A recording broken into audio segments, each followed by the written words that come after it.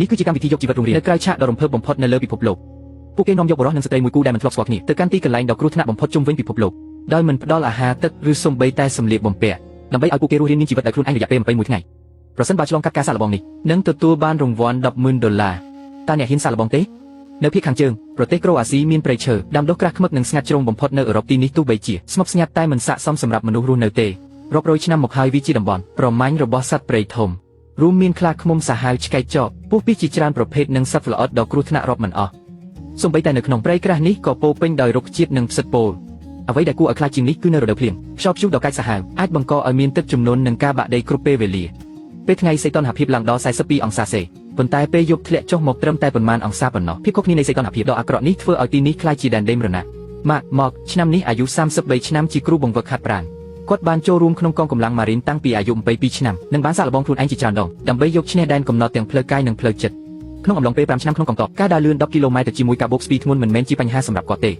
បន្ទាប់ពីបញ្ចប់ការបម្រើការ5ឆ្នាំបានក្លាយជាគ្រូបង្វឹកហាត់ប្រាណហើយចាប់ផ្ដើមស្រឡាញ់ការរស់នៅជាមួយធម្មជាតិគាត់តែងតែថតសម្លេងខ្លួនឯងនៅក្នុងសួនច្បារការចូលរួមការសាកល្បងនេះគាត់មានគោលដៅ2ស្វែងរករូបភាពដ៏អស្ចារ្យនិងរឹងមាំកាលពីសម័យកងទ័ពនឹងដណ្ដើមយកប្រាក់$10,000ដើម្បីកែលម្អជីវិតទៅថ្ងៃអនាគតជូលីឆ្នាំនេះអាយុ36ឆ្នាំគឺជាម្ចាស់ក្លឹបកីឡាមួយមើលរូបរាងក៏ដឹងថានាងគឺជាកំពូលអ្នកលេងការ៉ាតេគ្រប់គ្រងបុគ្គលិក3នាក់ជូលីមានទំនុកចិត្តថានាងកំពុងស្ថិតនៅចំណុចកំពូលនៃជីវិតព្រោះមិនមែនគ្រប់គ្នាសុទ្ធតែអាចធ្វើជាថៅកែបានទេចូលរួមកម្មវិធីនេះភាគច្រើនដើម្បីបញ្ជាក់ថាការហាត់ក្បាច់គុនជាង15ឆ្នាំមិនមែនឥតប្រយោជន៍ទេនាងបានចែករំលែកដោយទំនុកចិត្តថាសង្ឃឹមដៃគូរបស់នាងនឹងសង្ហាខ្លាំងបន្ទាប់ពីនាំអ្នកទាំងពីរទៅកាន់ទីតាំងស្ងាត់ជ្រងក្រុមការងារបានប្រមូលយកសម្លៀកបំពាក់របស់ពួកគេអស់មិនយូរប៉ុន្មានអ្នកទាំងពីរក៏បានជួបគ្នានៅក្នុងគុម្ពព្រៃកណ្ដាលព្រៃក្រាស់ក្រោយពីការស្វាគមន៍គ្នាយ៉ាងលម្អិតដោយសួររកសៀវភៅគ្រួសារពួកគេពិនិត្យមើលឧបករណ៍រស់រានមានជីវិតដែលយកតាមខ្លួនរួមមានកាំបិតតូចមួយនិងឆ្នាំងអ៊ីណុកមួយយោងតាមផែនទីពួកគេត្រូវដើរ6គីឡូម៉ែត្រដើម្បីទៅដល់ប្រភពទឹកនិងរស់រាននៅទីនោះរយៈពេល21ថ្ងៃនៅតាមផ្លូវជូលីត្រូវបន្លាចាក់ស្រែកយ៉ាងខ្លាំងចំណែកម៉ាក់ត្រូវមូខាំធ្វើទុករហូតដល់ត្រូវលើបធូបពេញខ្លួនដើម្បីការពារមូពួកគេដើររហូតដល់រសៀលទើបទៅដល់ទីតាំងភ្លាមនោះម៉ាក់ចាប់ផ្ដើមកាប់ដើមឈើសង់ចម្រោកចំណែកជូលីកំពុងរវល់ប្រមូលអស់បង្កាត់ភ្លើងប៉ុន្តែស៊ូពេញមួយព្រឹកនៅតែដុតមិនឆេះឃើញស្ថានភាពមិនស្រួលម៉ាក់ប្រាប់នាងកុំធ្វើជារឿងកំប្លែងទៀតគួរតែមកជួយសង់ចម្រោកវិញល្អជាងជូលីមិនព្រមចុះចាញ់សម្រាប់ចិត្តស៊ូជាមួយគំនរអស់បន្តគ្មានជំរឿសម៉ាក់ត្រូវទុកការងារចោលរត់ទៅពិនិត្យមើលថាតើជូលីមានរបួសឬអត់បន្ទាប់ពីបញ្ជាក់ថាគ្មានបញ្ហាអ្វីទេម៉ាក់ត្រឡប់ទៅមាត់ទន្លេវិញផឹកទឹកកខ្វក់ពោពេញដោយបាក់តេរីប៉ុន្មានក្អឹកធ្វើឲ្យជូលីងឿងឆ្ងល់មិនយល់ថាកំពុងមានរឿងអ្វីកើតឡើងពេលព្រះអាទិត្យលិចម៉ាក់បានសង់ចម្រោកចិត្តរួចរាល់និងបន្តការងារតែម្នាក់ឯងជូលីដោយសារត្រូវគេមិនអើពើក៏អង្គុយផ្ទាល់ដេកនៅមាត់ទន្លេបោះបង់អ្វីទាំងអស់ម៉ាក់ព្យាយាមបង្កាត់ភ្លើងកន្លះថ្ងៃនៅតែបរាជ័យបង្ខំចិត្តត្រឡប់មកពង្រឹងចម្រោកបន្តនៅពេលយប់ពេលពួកគេទាំងពីររៀបចំលេងបៀជូលីចាប់ផ្ដើមក្អួតយ៉ាងខ្លាំងដោយសារខ្វះទឹកអ្វីដែលធ្វើឲ្យម៉ាក់មិនអាចទទួលយកបានគឺជូលីសូម្បីតែបន្ទោរបង់ក៏នៅក្នុងចម្រោកដែរសកម្មភាពចម្លែកនេះធ្វើឲ្យម៉ាក់ស្អប់ខ្ពើមយ៉ាងខ្លាំងព្រឹកបន្ទាប់ជូលីនៅតែបន្តបោះបង់មិនចង់ធ្វើអ្វីចំណែកម៉ាក់ដោយសារតែមូខាំរហូតដល់ទ្រាំមិនបានក៏សម្រេចចិត្តចោលចម្រោកចេញទៅរកកន្លែងបោះជំរំថ្មីពួកគេដើររហូតដល់ថ្ងៃត្រង់ទើបរីរកបានទីវាលមួយម៉ាក់ប្រញាប់ប្រញាល់ទាំងសង់ចម្រោកនិងបង្កាត់ភ្លើងទីបំផុតក្រោយពីព្យាយាមជាង1ម៉ោងគាត់ក៏ដុតភ្លើងបានបន្ទាប់មកម៉ាក់បេះស្មៅបន្តិចដាក់ក្នុងឆ្នាំងដើម្បីស្ងោរព្រមទាំងបោះខ្យងដែលរើសបានទៅក្នុងភ្លើងដើម្បីអាំងជូលីនៅតែមិនព្រមធ្វើអ្វីទាំងអស់ថែមទាំងនិយាយខ្លាំងប្រកាសថានឹងមិនប៉ះពាល់ការងារអ្វីទាំងអស់ហើយបន្ទោសម៉ាក់ថាចេះតែធ្វើបាបនាងគិតថាគាត់មិនមែនជាមនុស្សល្អទេថ្ងៃទី2នៃការសាកល្បងរស់រានមានជីវិតរវាងអ្នកទាំងពីរដែលមិនស្គាល់គ្នានៅគោកបានคล้ายជាដានតឹងដោយសារតែចំនួនតាំងពីថ្ងៃដំបូងជូលីមានចិត្តណាបោះបង់ហើយអះអាងថានឹងមិនធ្វើអ្វីទៀតទេថែមទាំងសម្រាប់ចិត្តដល់ខ្លួនពីការសាកល្បងព្រោះគិតថាម៉ាក់ចេះតែសង្កត់សង្កិននាងពេលជូលីប្រាប់ម៉ាក់ពីការសម្រេចចិត្តរបស់នាងគាត់មិនមានការភ្ញាក់ផ្អើលសោះថែមទាំងប្រាប់នាងឲ្យប្រញាប់ចាក់ចេញទៅទីបំផុតក្រុមកម្មវិធីបានបញ្ជាក់ពីការសម្រេចចិត្តចាក់ចេញពីការប្រកួតរបស់ជូលីក្រោយពីការជេរគ្នាច្រើនដងជូលីបានបញ្ញាចិត្តដល់ខ្លួនពីការសាកល្បងបន្ទាប់ពីនាងចាក់ចេញពីចម្រោកម៉ាក់មិនត្រឹមតែមិនកាត់ទុកទេថែមទាំងសប្បាយចិត្តជាងមុនព្រោះគិតថាវត្តមានរបស់នាងមានតែធ្វើឲ្យល្បឿនរបស់គាត់យឺតយ៉ាវដើម្បីជៀសវាងភាពរងានៅពេលយប់ម៉ាក់ប្រញាប់ពង្រឹងចម្រោកឡើងវិញមុនពេលមេឃងឹតយប់នោះជ្រូកព្រៃមួយក្បាលស្រាប់តែសម្រុកចូលមកក្នុងចម្រោកសំឡេងរអ៊ូទមរបស់វាធ្វើឲ្យម៉ាក់ភ័យខ្លាចយ៉ាងខ្លាំងឈានចូលថ្ងៃទី3ដើម្បីជៀសវាងការវាយប្រហារពីជ្រូកព្រៃម៉ាក់បន្តពង្រឹងចម្រោករួចចូលព្រៃរកឃើញសម្បុកស្រមោចហើយប្រើឈើលិតស៊ីស្រមោចឆៅទោះបីជាមិនឆ្អែតប៉ុន្តែស្មារតីរបស់គាត់ត្រូវបានកែលម្អយ៉ាងច្រើននៅពេលយប់ខ្យល់បក់ខ្លាំងលីលំនិងភ្លៀងធ្លាក់ខ្លាំងធ្វើឲ្យម៉ាក់ព្រួយបារម្ភថាចម្រោកអាចនឹងត្រូវគួចយកទៅគ្រប់ពេលវេលាថ្ងៃទី4បន្ទាប់ពីមួយយប់ដែលត្រូវខ្យល់ភ្លៀងធ្វើទុកស្មារតីរបស់ម៉ាក់ធ្លាក់ចុះយ៉ាងធ្ងន់ធ្ងរប៉ុន្តែគាត់នៅតែអត់ធ្មត់ពង្រឹងចម្រោករហូតដល់ថ្ងៃទី5គ្មានអាហារបូករួមទាំងភាពឯកោធ្វើឲ្យម៉ាក់ចាប់ផ្ដើមនិយាយរវើវីថ្ងៃទី8ជំងឺធ្លាក់ទឹកចិត្តរបស់ម៉ាក់កាន់តែធ្ងន់ធ្ងរឡើងថ្ងៃទី9ដោយសារឃ្លានទ្រាំលែងបានទីបំផុតគាត់ចេញទៅរកអាហារនៅខាងក្រៅ ទោះបីជាប្រទេសឃើញត្រីតូចមួយចំនួននៅមាត់ទន្លេដោយគ្មានឧបករណ៍ម៉ាកបានត្រឹមតែឈរមើលដោយអស់សង្ឃឹមពេលយប់ភ្លៀងធ្លាក់ខ្លាំងធ្វើឲ្យគាត់មិនហ៊ានដេកបានត្រឹមតែអង្គុយគូចជើងពេញមួយយប់ថ្ងៃទី10រាងកាយម៉ាកអស់កម្លាំងលហិតលហៃយ៉ាងខ្លាំងដោយសារខ្វះការដេកនិងគ្មានអាហារត្រូវទ្រាំទ្រនឹងវិបត្តិទាំងផ្លូវកាយនិងផ្លូវចិត្តពេលយប់សីតុណ្ហភាពធ្លាក់ចុះយ៉ាងខ្លាំងបានវាយកំទេចចន្ទៈចុងក្រោយរបស់គាត់មិនអាចតស៊ូបានទៀតម៉ាកបានហៅក្រុមកម្មវិធីមកជួយសង្គ្រោះពួកគេបាននាំគាត់ចេញពីតំបន់សាកល្បងហើយដំណើរផ្សងព្រេងរស់រានមានជីវិតរបស់ម៉ាកត្រូវបញ្ចប់ត្រឹមថ្ងៃទី10នៅតំបន់ព្រៃឈើដាំនៅភាគខាងជើងប្រទេសកូឡុំប៊ីបរិស្ថានតែមើលទៅហាក់ដូចជាស្រស់ស្អាតនេះតែបែរជាពោពេញដោយគ្រោះថ្នាក់ទីនេះមិនត្រឹមតែមានសត្វល្អិតពលគ្រប់ប្រភេទប៉ុណ្ណោះទេថែមទាំងមានក្រពើកៃម៉ាននិងខ្លាខិនដ៏កាចសាហាវដោយសារតែស្ថិតនៅជិតអេក្វាទ័រពេលថ្ងៃសីតុណ្ហភាពជិត50អង្សាសេដល់ពេលយប់ស្រាប់តែធ្លាក់ចុះមកត្រឹមតែជាង10អង្សាប៉ុណ្ណោះភាពខុសគ្នានៃសីតុណ្ហភាពដ៏អាក្រក់នេះធ្វើឲ្យមនុស្សស្ទើរតែមិនអាចរស់រានបានចំណែកឯអាដាមនិងអេវ៉ាដែលត្រូវប្រឈមមុខដោយដៃទេដូចជានូលីអាយុ34ឆ្នាំគឺជាគ្រូបង្វឹកកីឡាជនជាតិបារាំងក្នុងរយៈពេល5ឆ្នាំដែលបម្រើការក្នុងកងទ័ពនាងតែងតែចូលរួមការសាកល្បងរស់រាននៅបរទេសព្រមទាំងលុតដំអត្តចរិតរឹងមាំទោះបីជាលើកទី1ហើយដែលចូលរួមការសាកល្បងបែបនេះនាងនៅតែមានទំនុកចិត្តយ៉ាងពេញទំហឹងគេវីនគីវិនអាយុ26ឆ្នាំក៏មកពីប្រទេសបារាំងដែរធ្លាប់ជាវិស្វករវាស់វែងថាមពលកើតឡើងវិញប៉ុន្តែ7ឆ្នាំមុនគាត់សម្រេចចិត្តលាឈប់ពីការងារហើយចាប់ផ្ដើមដំណើរទេសចរជុំវិញពិភពលោករករកគ្រប់ប្រទេសនិងចូលរួមការសាកល្បងជាច្រើនដែលហាក់ដូចជាមិនអាចសម្រេចបានបន្ទាប់មកត្រឡប់មកស្រុកកំណើតវិញតែក៏ធ្លាក់ចូលក្នុងស្ថានភាពអន្តែតអណ្ដូងមិនដឹងថាខ្លួនឯងគួរធ្វើអ្វីគាត់មកទីនេះដើម្បីទទួលបានបទពិសោធន៍រស់រានខុសប្លែកពីមុនបន្ទាប់ពីបញ្ជូនអ្នកទាំងពីរទៅកាន់ទីតាំងរៀងខ្លួនកម្មវិធីក៏ឆ្លៀតយកសម្លៀកបំពាក់របស់ពួកគេចេញភ្លាមនោះអ្នកទាំងពីរក៏បានជួបគ្នានៅអូមើលមុខគ្នាដោយភាពអៀនខ្មាសដោយមិនដឹងថាត្រូវនិយាយអ្វីទីបំផុតគេវីនក៏សម្រាមជើងលើដីបណ្ដាលងើយមើលមេឃស្រអាប់ហើយនិយាយថាថ្ងៃនេះអាកាសធាតុល្អណាស់សម្ដីដែលគ្មានអារម្មណ៍សោះនេះធ្វើឲ្យនូលីមិនសប្បាយចិត្ត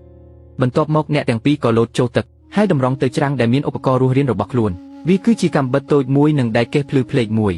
យោងតាមផែនទីពួកគេត្រូវដើរតាមបណ្ដោយទន្លេប្រហែល3គីឡូម៉ែត្រដើម្បីទៅដល់កន្លែងបោះជំរំនិងរស់រានក្នុងរយៈពេល21ថ្ងៃមិនហ៊ានបង្អង់យូរពួកគេភ្លាមក៏ចូលទៅក្នុងព្រៃក្រាស់ដែលពោពេញដោយក្លិនស្អុយកន្លែងដែលគ្មានផ្លូវដើរធ្វើឲ្យល្បឿននៃការធ្វើដំណើរយឺតខ្លាំងតតែដល់ពេលរសៀលទើបទៅដល់ចំណុចបោះជំរំពួកគេជ្រើសរើសទីតាំងរាបស្មើមួយក្បែរទន្លេហើយចាប់ផ្ដើមសង់ជំរកក្រោយធ្វើការយ៉ាងស្វាហាប់អស់3ម៉ោងស្រេកទឹកទ្រាំលេងបានអ្នកទាំងពីរក៏រត់ទៅទឹកជ្រោះផឹកទឹកឆៃផ្ទាល់តែម្ដងត្រឡប់មកជំរកវិញឃើញការងារមិនទាន់រួចរាល់អ្នកទាំងនូលីដែលជាមនុស្សចិត្តក្តៅចំណាយពេលជាង1ម៉ោងទើបដុតភ្លើងឆេះពេលយប់គេវីននិយាយថាបើមានសញ្ញាបៀលេងមិនដឹងជាល្អយ៉ាងណាទេប៉ុន្តែនូលីស្ដីឲ្យថាលេងស្អីគេពួកគេផ្លាស់វេនគ្នាដេកនិងយាមភ្លើងព្រឹកបន្ទាប់អ្នកទាំងពីរចាប់ផ្ដើមពង្រឹងជំរកព្រោះភាពរងានៅពេលយប់ធ្វើឲ្យពួកគេមិនអាចទ្រាំបានបន្តធ្វើការយ៉ាងរំភើបដូចចេញច្បាំងទីបំផុតពួកគេសង់ជំរករួចរាល់ជាមូលដ្ឋានមុនពេលថ្ងៃត្រង់ភ្លាមនោះនូលីបានយកស្លឹកឈើមកធ្វើជាខោធំមួយដោយខ្លួនឯងពេលផឹកទឹកនៅក្រោមទឹកជ្រោះពួកគេក៏ចៃដន្យរកឃើញខ្យងសមុទ្របន្តិចបន្តួចហើយយកវាមកអាំងឲ្យឆ្អិនលើភ្លើងរួចក៏ហូបទោះបីជាពិបាកលេបតែវាប្រសើរជាងការឃ្លានពេលយប់ពួកគេនៅតែផ្លាស់វេនគ្នាដេកនិងយាមមើលភ្លើងនូលីអាប់សុបពេកក៏ចាប់ផ្ដើមរកស្រមោចនៅលើដីឈានចូលថ្ងៃទី3គេវីនត្រូវមូសខំរហូតរមាស់ពេញខ្លួនបន្ទាប់ពីជាង48ម៉ោងមិនបានហូបអ្វីពួកគេស្រេកឃ្លានចង់រកអាហារអ្នកទាំងពីរបានមុជចូលក្នុងព្រៃជាង3ម៉ោងប៉ុន្តែរកមិនឃើញអ្វីសោះថែមទាំងអស់កម្លាំងទៀតដោយអស់សង្ឃឹមពួកគេត្រឡប់មកជំរកវិញដើម្បីពិភាក្សាបន្តយប់នោះភ្លៀងធ្លាក់យ៉ាងខ្លាំងធ្វើឲ្យពួកគេសាមជោគដូចកណ្ដុរប្រឡាក់ទឹកថ្ងៃទី4អ្នកទាំងពីរនៅតែស្រេកឃ្លាននិងមិនអាចដេកលូកស្មារតីធ្លាក់ចុះឃ្លានពេកនូលីចាប់ផ្ដើមហូបស្លឹកឈើពេលយប់នាងប្រទះឃើញកង្កែបជាច្រើនលោតជុំវិញជំរកប៉ុន្តែដោយសារនាងកំសាកទើបមិនហ៊ានចាប់ដល់ថ្ងៃទី7នូលីបានត្រឹមតែហូបស្លឹកឈើពេញមួយសប្តាហ៍នាងប្រើស្មៅត្បាញធ្វើជាលោកចាប់ត្រីហើយសាកល្បងចាប់ត្រីពេញមួយថ្ងៃប៉ុន្តែចាប់បានតែកំពឹសតូចមួយប៉ុណ្ណោះអាំងឲ្យឆ្អិននៅលើថ្មគេវីនបដិសេធមិនហូបទេព្រោះចង់ដេកនៅស្ងៀមចាំរហូតដល់ចប់ការសាកល្បង21ថ្ងៃគ្មានជំរើសនូលីដាច់ចិត្តហូបកំពឹសនោះទាំងអស់ថ្ងៃទី8គេវីនសម្រេចចិត្តបង្អត់អាហារទំនាក់ទំនងរវាងអ្នកទាំងពីរក៏កាន់តែឃ្លាតឆ្ងាយបន្តិចម្ដងអាក្រក់ជាងនេះទៅទៀតគេវីនទុកឲ្យភ្លើងរលត់ពេលដេកលក់បន្ទាប់ពីបង្កាត់ភ្លើងឡើងវិញគេវីននៅតែដេកស្ងៀមមិនព្រមចេញទៅរកអាហារឈានចូលថ្ងៃទី9នូលីមិនចង់ស្លាប់ដោយសារការអត់ឃ្លានក៏បន្តស្វែងរកគ្រប់ទីកន្លែងទីបំផុតនៅពេលរសៀលនាងបានរកឃើញដើមបឺរមួយដើមហើយបេះបាន3ផ្លែយកមកចម្រោកគេវីននៅតែបដិសេធមិនហូបបង្ខំឲ្យនូលីត្រូវហូបទាំងអស់ម្នាក់ឯង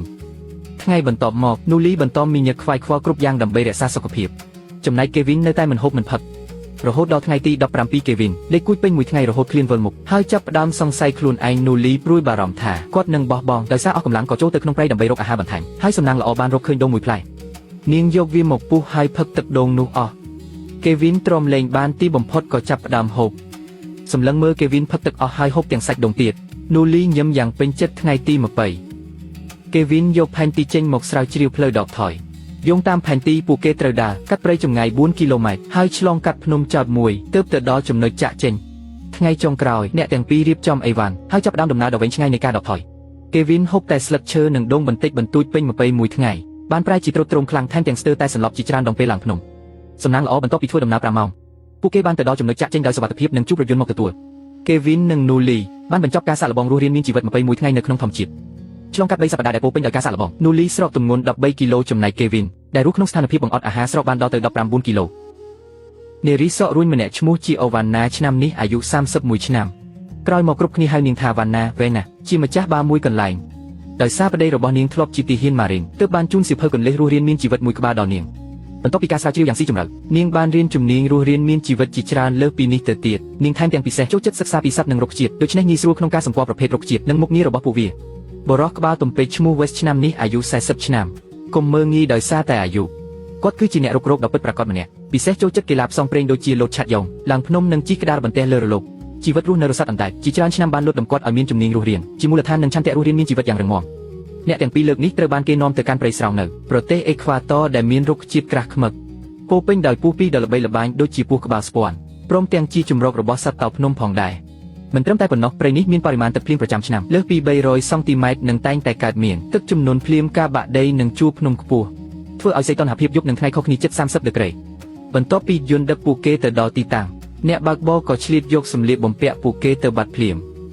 អ្នកទាំងពីរបានជួបគ្នានៅក្បែរផ្លូវគ្រាន់តែជួបគ្នាភ្លាម West និយាយថាប្រតិកម្មនេះជារឿងធម្មតាកុំខ្វល់អីចំណែកឯ Joy Van ញញឹមហើយនិយាយថាមិនអីទេលើកនេះអ្នកទាំងពីរយកតាមខ្លួននៅឧបករណ៍រស់រានមានដូចជាកាំបិតតូចមុងការពីលមូសនិងដែកកេះយោងតាមផែនទីពួកគេត្រូវឆ្លងកាត់ទឹកដីរបស់សត្វតោភ្នំដើម្បីទៅដល់កន្លែងបោះជំរំរស់រានពួកគេដើររហូតដល់ល្ងាចទើបទៅដល់មាត់ទន្លេបន្ទាប់មកក៏ប្រញាប់ប្រញាល់សង់ចម្រោកក្នុងពេលកំពុងរវល់ខ្លាំង West ថែមទាំងធ្វើឲ្យខ្លួនឯងរងរបួសវែងពូកែខាងសិល្បៈបានយកស្មៅនិងស្លឹកឈើមកធ្វើជាពូកនៅពេលព្រះអាទិត្យលិច West ឆ្លៀតពេលព្យាយាមបង្កាត់ភ្លើងចំណាយពេលរាប់ម៉ោងទើបបានសម្រេចយប់នោះពេលវេលាកន្លងផុតទៅដល់ថ្ងៃទី2 West ទាញវែងចេញក្រៅដើម្បីរកអាហារបន្ទាប់ពីហត់នឿយមួយថ្ងៃដែលមិនបានឆ្ងាយប៉ុន្មានក៏ប្រទះឃើញដើមឈើហូបផ្លែមួយ West មិននិយាយស្ដីក៏ឡើងទៅភ្លាមតែជាអកុសលគាត់ទើបតែឡើងបានបន្តិចក៏ធ្វើឲ្យមែកឈើធំបាក់ស្ទើរតែធ្លាក់ចុះមកសំណាងល្អទីបំផុតគាត់បេះបានផ្លែឈើព្រៃជាច្រើនយកមកជំរកវិញពេលត្រឡប់មកវិញវែងអាសាក់លពងហូបមួយផ្លែរួចនិយាយថានៅខ្ចីចត់នឹងពិបាកញ៉ាំ West ខឹងក៏និយាយថាមើលទៅនាងនៅមិនទាន់ឃ្លានទេដល់ថ្ងៃទី3ដោយសារតែដាំទឹកយឺតពេកវែងបានធ្វើឧបករណ៍ចម្រោះទឹកសាមញ្ញមួយដើម្បីចម្រោះទឹកអូរថ្ងៃទី4 West ដើរទៅមកក៏រកឃើញរុនកណ្ដុរមួយភ្លាមនោះគាត់ត្រឡប់មកចម្រោះយកភ្លើងទៅដុតបង្ហុយផ្សែងប៉ុន្តែភ្លុំរហូតដល់ខ្វះអុកស៊ីសែនទៅហើយក៏នៅតែមិនឃើញកណ្ដុរវែងបារម្ភហើយរំលឹកគាត់ឲ្យរក្សាកម្លាំងព្រោះយកនៅមានការងារជាច្រើនទៀតត្រូវធ្វើឈានចូលថ្ងៃទី5អ្នកទាំងពីរលែងចង់ហូបផ្លែឈើព្រៃទៀតហើយដូច្នេះក៏ចេញទៅរកអាហារម្ដងទៀតពួកគេគ្រាន់តែរកឃើញសម្បុកអម៉ាល់ដ៏ធំមួយប៉ុន្តែគ្មាននរណាម្នាក់ហ៊ានចូលទៅយកឡើយបន្ទាប់មក West ក៏បានរកឃើញដើមក្រូចមួយដើមអ្នកទាំងពីរចែកគ្នាហូបដើម្បីបំបត្តិភាពឃ្លានពេលយប់ឈានចូលមកដល់នៅខាងក្រៅជំរកស្រាប់តែលេចចេញបាតុភូតចម្លែកធ្វើឲ្យ West ភ័យខ្លាចស្ទើរតែនោមដាក់ខោប៉ុន្តែបន្ទាប់មកគាត់ដឹងខ្លួនថាគាត់មិនបានស្លៀកខោទេដល់ថ្ងៃទី6 West នាំវែងទៅត្រួតពិនិត្យជុំវិញជំរកទីបំផុតក៏បានរកឃើញដានជើងតោភ្នំជាច្រើនទើបនឹងកើតមានថ្មីធ្វើឲ្យអ្នកទាំងពីរកាន់តែមានការព្រួយបារម្ភក្នុងប៉ុន្មានថ្ងៃបន្ទាប់ West ភ័យខ្លាចរហូតដល់រវល់ជានិច្ចក្នុងការពង្រឹងជំរកការសាកល្បងនេះបានឈានចូលដល់ថ្ងៃទី11មេឃស្រអាប់ស្រាប់តែមានភ្លៀងធ្លាក់យ៉ាងខ្លាំងអ្នកទាំងពីរគ្មានកន្លែងជ្រកមានតែនៅក្នុងជំរកដែលលេចធ្លីគ្រប់កន្លែងរងចាំភ្លៀងរំប៉ុន្តែភ្លៀងនៅតែធ្លាក់ជាប់រហូតដល់យប់ថ្ងៃទី12សីតុណ្ហភាពធ្លាក់ចុះយ៉ាងគំហុកធ្វើឲ្យពួកគេញ័រត្រឹកដោយសារភាពរងាថ្ងៃទី13ក្នុងការសាកល្បងរស់រានមានជីវិតសីតុណ្ហភាពបន្តធ្លាក់ចុះយ៉ាងខ្លាំងធ្វើឲ្យ West ដែលជាមនុស្សតែងតែសកម្មខ្លាំងត្រូវធ្លាក់ខ្លួនឈឺទោះជាយ៉ាងណាក៏គាត់មិនព្រមអង្គុយស្ងៀមដែរសម្រាប់ចិត្តចេញទៅរកអាហារប៉ុន្តែរាងកាយទន់ខ្សោយធ្វើឲ្យគាត់មិនអាចដើរបានឆ្ងាយសូម្បីតែការស្ដាប់និងសមត្ថភាពទប់លំនឹងក៏ត្រូវបានប៉ះពាល់ផងដែរដោយដឹងពីស្ថានភាពធ្ងន់ធ្ងរនេះវែងបង្ខំឲ្យគាត់សម្រាកនៅនឹងកន្លែងចំណែកនាងរត់ទៅរកអាហារនិងបានរកឃើញខ្យងយក្សមួយរីករាយយ៉ាងខ្លាំងលោតត្រឡប់មកជំរកវិញដើម្បីអាំងឲ្យឆ្អិនហើយចែកគ្នាហូប West ឃ្លានរហូតដល់វិលមុខបណ្ដាញ៉ាំបណ្ដារអ៊ូតមថាសាច់ជ្រូកនេះឆ្ងាញ់ណាស់ថ្ងៃទី14បន្ទាប់ពីហូបខ្យងរួច West បានជាសះស្បើយទាំងស្រុងនិងខ្លាចជាមានធម៌ពលពេញលេញបន្តរត់ទៅរកអាហារសំណាងល្អរកបានក្រូចជាច្រើនយកមកវិញប៉ុន្តែនៅពេលវែងដឹងថាគាត់ត្រូវរត់ពី5ទៅ6គីឡូម៉ែត្រដើម្បីរកក្រូចនាងក៏ខឹងផងអាណិតផងព្រោះប្រសិនបើ West អស់កម្លាំងដួលសន្លប់នោះនាងក៏មិនអាចរស់រានមានជីវិតម្នាក់ឯងបានដែរនៅថ្ងៃទី15 West បានអស់កម្លាំងទាំងស្រុងការដើរហើរមានការលំបាកយ៉ាងខ្លាំងនិងចាប់ផ្ដើមមានបំណងចង់បោះបង់ដើម្បីកុំឲ្យខ្លាចជាបន្ទុកសម្រាប់វែងក្រុមកម្មវិធីបានចង្អុលបង្ហាញពីចំនួនក្រូចដែលគាត់យកមកហើយនិយាយថាវាគ្រប់គ្រាន់សម្រាប់គាត់រស់នៅរហូតដល់បញ្ចប់ការសាកល្បងប៉ុន្តែស្មារតីទន់ខ្សោយធ្វើឲ្យ West មិនព្រមស្ដាប់ការណែនាំរបស់អ្នកណាឡើយដោយសម្រេចចិត្តយ៉ាងដាច់អហង្ការចាក់ចេញពីការសាកល្បងទោះបីជាមានការសោកសៅនៅពេល West ចាក់ចេញវែងនៅតែតាំងចិត្តបញ្ចប់ប៉ុន្មានថ្ងៃចុងក្រោយយប់នោះនៅក្នុងជំរកតែម្នាក់ឯងនាងភ័យខ្លាចរហូតដល់មិនអាចគេងលក់ពេញមួយយប់ថ្ងៃទី16អារម្មណ៍របស់នាងចាប់ផ្ដើមមានស្ថិរភាពឡើងវិញ ត្រង់ទឹកភ្លៀងបានជាច្រើនដើម្បីត្រៀមខ្លួនទប់ទល់ថ្ងៃទី17នាងឆ្លៀតពេលមេឃស្រឡះប្រមូលអស់បានជាច្រើនប៉ុន្តែនៅពេលប្រឡប់ភ្លៀងធ្លាក់យ៉ាងខ្លាំងក៏មកដល់ម្ដងទៀតសីតុណ្ហភាពពេលយប់ត្រជាក់ខ្លាំងធ្វើឲ្យនាងញ័ររហូតមិនអាចមើលថែខ្លួនឯងបានថ្ងៃទី19ភ្លៀងធ្លាក់រហូតនិងសីតុណ្ហភាពទាបអូសបន្លាយធ្វើឲ្យឆន្ទៈរបស់វែងក៏ចាប់ផ្ដើមបាក់ស្រុតផងដែររហូតដល់រសៀលជំរករបស់នាងត្រូវបានជន់លិចដោយទឹកហើយភ្លើងក៏លុតបាត់អ្វីដែលអាក្រក់ជាងនេះទៅទៀតគឺនាងមិនទាន់បានដឹងថាទឹកទន្លេកំពុងឡើងខ្ពស់ដោយសារភ្លៀងធ្លាក់ខ្លាំងធ្វើឲ្យជំរកប្រឈមនឹងហានិភ័យនៃការត្រូវទឹកគូយកទៅគ្រប់ពេលវេលាដើម្បីធានាសុវត្ថិភាពក្រុមកម្មវិធីត្រូវបានបង្ខំឲ្យអន្តរាគមន៍ជាបន្ទាន់នឹងនាំនាងចាក់ចេញបញ្ចប់ការសាកល្បងទោះបីជាមិនចង់ក៏ដោយវែងនៅតែត្រូវទទួលយកព្រោះជីវិតគឺសំខាន់ជាងទីបំផុតការសាកល្បងរបស់អ្នកទាំងពីរត្រូវបានបញ្ឈប់នៅថ្ងៃទី19នៅចុងភាគខាងជើងនៃប្រទេសកូឡុំប៊ីអាមេរិកខាងត្បូងមានព្រៃស្រោងដ៏ស្រស់ស្អាតមួយកន្លែងដែលមានទេសភាពយ៉ាងប្រណីតនេះបែរជាក្លាយជាឋានសួគ៌នៃពួកសត្វមានពីរទៅវិញទីនេះមិនត្រឹមតែជាកន្លែងប្រមាញ់របស់ខ្លាឃ្មុំនិងចក់នោះទេថែមទាំងជាឋានសួគ៌នៃពួកពីស្នឹងសត្វពីងពីដែលរស់នៅកណ្ដាលរុក្ខជាតិក្រាស់ខ្មឹកគម្លាតសីតុណ្ហភាពឡើងដល់30អង្សាសេកាន់តែធ្វើឲ្យទីនេះក្លាយជាទឹកដីដ៏អាក្រក់យ៉ាងពិតប្រាកដអ្នកដំបូងដែលបង្ហាញខ្លួនគឺហេនីអាយុ35ឆ្នាំជាវិស្វករគ្រឿងយន្តដែលមានបទពិសោធន៍4ឆ្នាំនាងធ្លាប់ឆ្លងកាត់ការវឹកហាត់រយៈពេល2ឆ្នាំនៅក្នុងកងកម្លាំងពិសេសសៀលជើងទឹកនិងមានទំនុកចិត្តថានាងគ្មានគូប្រៀបការបោះជំរំជាញឹកញាប់នៅក្នុងព្រៃតូចកាន់តែធ្វើឲ្យនាងជឿជាក់ថានឹងអាចបញ្ចប់ការសាកល្បងនេះ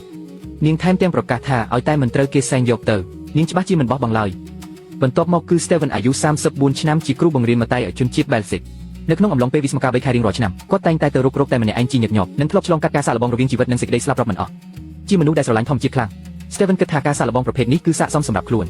ជារឿងតូចតាចដូចប្រអប់ដៃទោះជាយ៉ាងណាក៏ដោយជាមួយនឹងប្រាក់ខែ 3.000 ដែលគ្មានការធានារ៉ាប់រងសង្គមនិងអត្ថប្រយោជន៍ផ្សេងគាត់មកទីនេះយ៉ាងច្បាស់គឺដើម្បីប្រាក់រង្វាន់អ្នកទទួលខុសត្រូវកម្មវិធីបន្ទាប់ពីនាំអ្នកទាំងពីរទៅកាន់ទីតាំងរៀងខ្លួនរួចក៏ឆ្លៀតយកសម្លៀកបំពាក់របស់ពួកគេទៅបាត់បន្ទាប់មកអ្នកទាំងពីរបានជួបគ្នានៅជ្រលងភ្នំមួយគ្រាន់តែជួបគ្នាភ្លាម Steven ក៏ប្រញាប់សួរ Honey យ៉ាងអន្ទះសារថាតើមានយកវាមកទេប៉ុន្តែ Honey គ្រាន់តែញឹមហើយប្រាប់ថាលោកគិតល្អណាស់បន្ទាប់ពីសួរសុខទុក្ខគ្នាត្រួសពួកគេចាប់ផ្ដើមត្រួតពិនិត្យឧបករណ៍រស់រានដែលយកតាមខ្លួនរួមមានកាំបិតតូចមួយនិងដែកកេះដុំយោងតាមផែនទីពួកគេត្រូវដើរបញ្ច្រាស់ខ្សែទឹកទន្លេប្រហែល5គីឡូម៉ែត្រដើម្បីទៅដល់កន្លែងបោះជំរំកន្លែងដែលពួកគេត្រូវរស់រានរយៈពេល21ថ្ងៃបន្ទាប់ពីកំណត់ទីដែលរួចពួកគេក៏ចេញដំណើរភ្លាមដោយសាររុក្ខជាតិក្រាស់ខ្មឹកពេកអ្នកទាំងពីរត្រូវឆ្លងភ្នំនិងឆ្លងអូរហើយបន្ទាប់ពីដើរបាន4ម៉ោងទើបទៅដល់គោលដៅក្បែរមាត់ទន្លេពួកគេរកឃើញដីទំនេរមួយកន្លែងនិងសម្រេចចិត្តសង់ជំរកនៅទីនេះសំណាងល្អដែលមិនខ្វះដើមឫស្សីដូច្នេះពួកគេចាប់ផ្ដើមសង់ជំរកហើយបន្ទាប់ពីធ្វើការអស់3ម៉ោងយ៉ាងស្វាហាប់ជំរកក៏ត្រូវបានបញ្ចប់ប៉ុន្តែគ្រោះថ្នាក់ដែលនឹកស្មានមិនដល់មួយបានកើតឡើងនៅពេល Steven ត្រូវឫស្សីមុតចំដៃ Henny Payslon ស្លោះឲ្យគ្រូពេទ្យមកពិនិត្យបន្ទាប់ពីដេករបួសឲ្យ Steven ប៉ុន្មានធ្នេគ្រូពេទ្យក៏ចាក់ចេញទៅទោះបីមេឃងឹតទៅហើយក៏ដោយ Steven នៅតែប្រញាប់ត្រឡប់មកជំរកវិញដើម្បីបន្តការងារតែមានការជួយជ្រោមជ្រែងការហត់ Steven ក៏អាចបង្កាត់ភ្លើងបានយ៉ាងឆាប់រហ័សពេលយប់ពួកគេអង្គុយលេងជែកគ្នាយ៉ាងរីករាយក្បែរភ្នក់ភ្លើងប៉ុន្តែដោយសារតែជឿមុខរបួស Steven មិនបានបិទភ្នែកតតែសោះពេញមួយយប់ព្រឹកបន្ទាប់ពួកគេបន្តពង្រឹងជំរកក្នុងពេលកំពុងលើកឫស្សី Henny ក៏ចៃដន្យចាប់បានដង្កូវឈើពីរក្បាលយកទៅអាំងហើយញ៉ាំភ្លាមបន្ទាប់មកនាងថែមទាំងបានប្រទះឃើញដង្កូវតូចជាច្រើននៅក្នុងគំនរផេះនិងមិនស្ទាក់ស្ទើរយកឈើចាប់វាហើយលេបចូលពោះបន្ទាប់ពីនោះពួកគេក៏រវល់នឹងការងារបន្តទៀតទីបំផុតពួកគេក៏សង់ខ្ទមរួចរាល់មុនពេលមេឃងឹតពេលយប់ Steven ឈឹកដៃទើបមិនអាចដេកលក់គេងមិនលក់ពេញមួយយប់ចូលដល់ថ្ងៃទី3បន្ទាប់ពីមិនបានដេក2ថ្ងៃស្មារតីរបស់ Steven ធ្លាក់ចុះយ៉ាងធ្ងន់ធ្ងរចំណែក Henny ក៏ធ្លាក់ទឹកចិត្តដោយសារតែភាពអត់ឃ្លានពួកគេចិត្តឈើច្រត់ពីដើមរួចចេញទៅរកអាហារប៉ុន្តែដើរពេញកន្លះថ្ងៃក៏នៅតែរកមិនបានអ្វីសោះពេលរៀបនឹងត្រឡប់មកជំរកវិញពួកគេស្រាប់តែប្រទះឃើញពស់ពីរមួយក្បាល Steven ប្រញាប់ស្ទុះទៅចាប់វាបានយ៉ាងងាយយកមកជំរកវិញធ្វើឲ្យស្អាតរួចអាំងលើភ្លើងទទួលទានសាច់ពស់អាំងដ៏ឈ្ងុយឆ្ងាញ់មួយពេលបន្ទាប់ពីហូបរួចពួកគេបន្តពង្រឹងជំរកថ្ងៃទី5អ្នកទាំងពីរបន្តចូលទៅជ្រៅក្នុងព្រៃស្វិតស្វែងរកអាហារសំណាងបានញឹមនៅពេលដែល Henny ចាប់បានពស់ពីរមួយក្បាលទៀតធ្វើឲ្យអ្នកទាំងពីរលោតអោយយ៉ាងខ្លាំងហើយក៏បានហូបមួយពេលឆ្អែតទៀតពេលយប់ Steven ដោយសារមុខរបួសនៅតែឈឺគេងមិនលក់ទើបចាប់ផ្ដើមមានបំណងបោះបង់នៅថ្ងៃបន្ទាប់ដោយសារមុខរបួសឈឺចាប់ខ្លាំង Steven នៅតែមិនទាន់ក្រោកពីគ្រែចំណែក Henny ក៏មិនបានដេកពេញមួយយប់ដោយសារភាពរងាដែរចិត្តថ្ងៃត្រង់ Steven ភ្ញាក់ឡើងក៏ប្រញាប់កាប់ឫស្សីធ្វើគ្រែថ្មីភ្លាមព្រោះគ្រែចាស់តូចពេកមិនគ្រប់គ្រាន់សម្រាប់មនុស្ស2នាក់បន្ទាប់ពីហត់នឿយអស់កន្លះថ្ងៃគាត់ក៏ធ្វើរួចរាល់នឹងក្រាលស្លឹកឈើពីលើថ្ងៃទី8ដោយសារតែមិនទទួលបានថាមពលគ្រប់គ្រាន់ជាបន្តបន្ទាប់កម្លាំងរបស់ Steven បានធ្លាក់ចុះយ៉ាងលឿនពេលរសៀលអ្នកទាំងពីរដើរអូសជើងដោយភាពនឿយហត់ចូលព្រៃបន្តដើម្បីរកអាហារប៉ុន្តែមុខរបួសនៅលើដៃ Steven មិនទាន់ជាសេះស្បាយផងជើងក៏ត្រូវមុតនឹងបន្លាធំពីរទៀតត្រឡប់មកជំរកវិញស្មារតីរបស់ Steven កាន់តែអាក្រក់ជាងមុនទៅទៀតពេលយប់អ្នកទាំងពីរត្រូវសំឡេងសត្វធំធ្វើឲ្យភ័យស្លន់ស្លោរហូតមិនហ៊ានដេកថ្ងៃទី9មុខរបួសនៅជើងរបស់ Steven កាន់តែមានសភាពធ្ងន់ធ្ងរឡើងគាត់ទាំងឃ្លានស្រេកនិងឈឺចាប់រហូតដល់ដួលរលំ Hennyសម្រាប់ចិត្តចេញទៅរកអាហារម្នាក់ឯងដើម្បីកុំឲ្យ Steven បោះបង់ចោលប៉ុន្តែរហូតដល់ពេលរសៀលនៅតែមិនទាន់ត្រឡប់មកវិញ Steven នៅឯជំរកបារម្ភពីសុវត្ថិភាពរបស់ Henny ពេលព្រះអាទិត្យលិច Henny ត្រឡប់មកវិញជាមួយផ្លែឈើតែបន្តិចបន្តួចធ្វើឲ្យ Steven អស់សង្ឃឹមប៉ុន្មានថ្ងៃបន្ទាប់មកពួកគេនៅតែរកមិនបានអាហារអ្វីគួរឲ្យកត់សម្គាល់សោះភាពអត់ឃ្លានធ្វើឲ្យពួកគេអស់កម្លាំងថ្ងៃទី15ដឹងថាមិនអាចអង្គុយរងចាំសេចក្តីស្លាប់បានទេ Steven សម្រេចចិត្តចេញទៅរកអាហារជាមួយ Honey ទោះបីជាដើររកអស់កន្លះថ្ងៃនៅតែរកមិនបានអ្វីសោះក៏ដោយពួកគេស្រាប់តែចាប់បានពស់ពីសមួយក្បាលយកមកជំរកអាំងឲ្យឆ្អិនហើយចែកគ្នាហូបដល់ថ្ងៃទី20អ្នកទាំងពីររួមគ្នាស្រាវជ្រាវផែនទីដើម្បីត្រៀមដកថយផែនទីបង្ហាញថាពួកគេត្រូវដើរតាមបណ្ដោយទន្លេប្រហែល8គីឡូម៉ែត្រឆ្លងកាត់តំបន់ដីសាមួយដែលពោពេញដោយក្រពើទើបអាចទៅដល់មាត់សមុទ្រកន្លែងដែលមានចំណុចដកថយថ្ងៃចុងក្រោយពួកគេពន្លត់ភ្លើងហើយត្រៀមខ្លួនចេញដំណើរទោះបីជាការធ្វើដំណើរនៅវិញឆ្ងាយប៉ុន្តែពួកគេបានឃើញពន្លឺនៃក្តីសង្ឃឹមហើយនៅតាមផ្លូវពួកគេស្រាប់តែរកឃើញដងទុំមួយផ្លែក៏ពុះហូបភ្លាមពេលទៅដល់តំបន់ដីសាមដែលពោពេញដោយក្រពើពួកគេសម្រេចចិត្តធ្វើក្បូនមួយបន្ទាប់ពីហត់នឿយមួយសន្ទុះក្បូនក៏រួចរាល់ហើយពួកគេចែកបន្ថែម4គីឡូម៉ែត្រទៀតទីបំផុតក៏ទៅដល់ចំណុចដកថយ Steven និង Henny បានឆ្លងកាត់ការសាកល្បងដោយជោគជ័យក្នុងការរស់រានមានជីវិតរយៈពេល21ថ្ងៃដោយគ្រាន់តែហូបពស់3ក្បាលពេញមួយ3សប្តាហ៍ Steven ស្រកទម្ងន់25គីឡូ Henny ស្រក18គីឡូការសាកល្បងលើកនេះត្រូវបានបញ្ចប់ត្រឹមនេះជួបគ្នាម្ដងទៀតនៅកម្មវិធីបន្ទាប់